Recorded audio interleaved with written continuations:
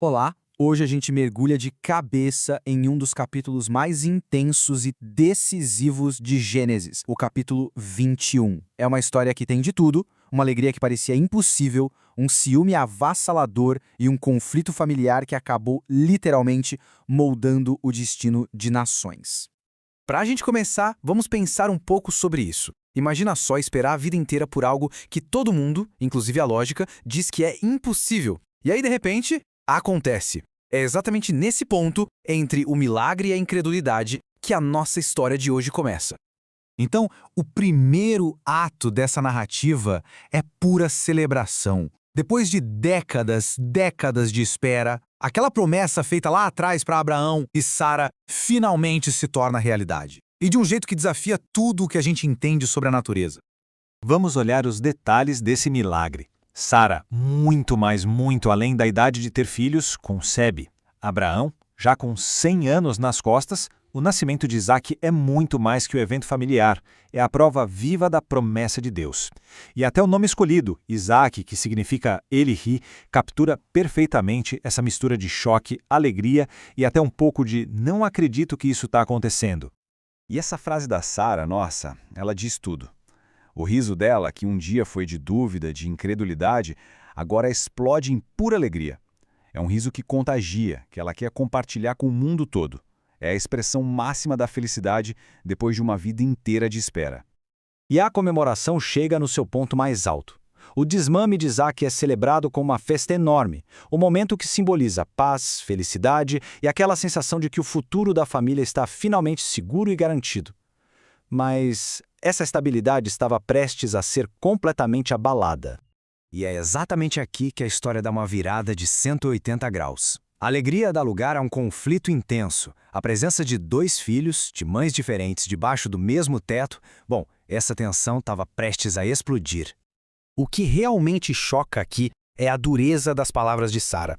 Quando ela vê Ismael, o primeiro filho de Abraão, zombando de Isaque, aquele instinto protetor de mãe virou uma fúria. Para ela, não tem mais espaço para os dois. A exigência dela é absoluta e joga Abraão numa escolha simplesmente impossível.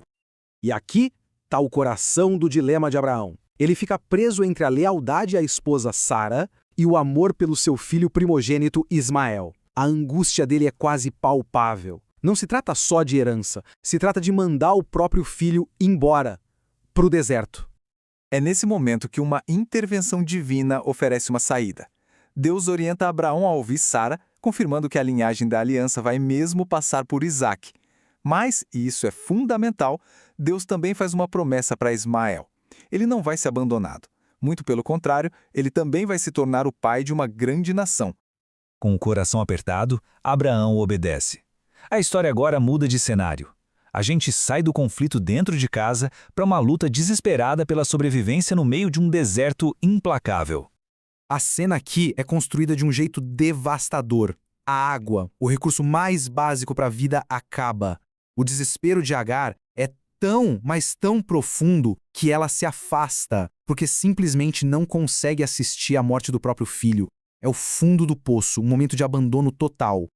E no momento mais sombrio vem a virada. A voz de um anjo quebra o silêncio do deserto. E a mensagem é clara: o choro deles foi ouvido. A pergunta não é uma bronca, mas um convite à esperança. Uma garantia para Agar de que ela não estava sozinha. Essa imagem é muito poderosa. O poço já estava lá. Era o desespero de Agar que a impedia de enxergar. Deus não cria água do nada. Ele abre os olhos dela para a provisão que já estava ali. É um resgate que muda absolutamente tudo para ela e para Ismael. Com Ismael a salvo, a história caminha para sua resolução. A gente começa a ver como aquelas duas promessas de Deus se desenrolam em caminhos paralelos, mas bem distintos. Aqui, os dois destinos se separam de forma bem clara. De um lado, Isaque, o filho de Sara, que continua como o herdeiro da aliança na terra prometida. Do outro, Ismael, filho de Agar, que prospera no deserto e se torna o pai de outra nação poderosa, exatamente como Deus tinha prometido. E assim, a história de Ismael neste capítulo se fecha com a promessa cumprida. Ele não só sobrevive, como também prospera sob a proteção divina. Ele desenvolve as habilidades necessárias para dominar o deserto e estabelece sua própria família. É o primeiro passo para se tornar uma grande nação. A história agora muda o foco de novo. Sai do drama familiar e vai para a política, para a diplomacia.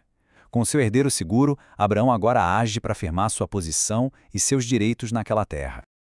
O interessante aqui é que o favor de Deus sobre Abraão era tão óbvio que até os líderes locais reconheciam.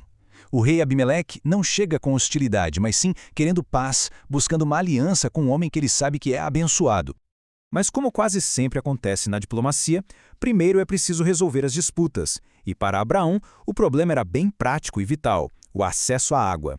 Ele aproveita essa chance não só para selar a paz, mas para garantir seus direitos sobre um poço, o recurso mais essencial no deserto. E aqui a gente vê um ato simbólico muito poderoso. As 7 cordeiras não são um pagamento. Elas são um testemunho público. Naquela cultura, um acordo selado com um presente e um juramento tinha força de lei. Esse gesto torna a posse de Abraão sobre o poço algo inquestionável. E como resultado, o lugar ganha um nome que vai comemorar esse evento para sempre: Berseba. O nome junta as 7 cordeiras e o juramento feito entre os 2 líderes, marcando aquele local como um símbolo de paz e de acordo. O capítulo termina com essa imagem forte de permanência. Plantar uma árvore é um ato de fé no futuro. Abraão não é mais um nômade errante.